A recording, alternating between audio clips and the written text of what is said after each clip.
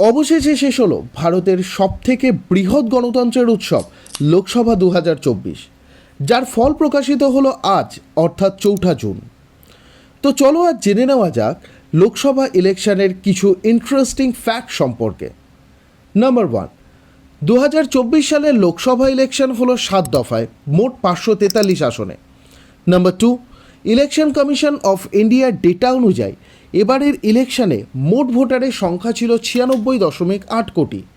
Number 3, এবারের ইলেকশনে 1,40,00,000 voter প্রথমবারের জন্য ভোট দিল এবং 19,47,00,000 ভোটারের বয়স ছিল 20 থেকে 29 বছর বয়সের মধ্যে। নাম্বার 4, ইলেকশন কমিশন এর মতে 12টি রাজ্য এমন ছিল যেখানে পুরুষ ভোটারের তুলনায় মহিলা ভোটারের সংখ্যা বেশি ছিল।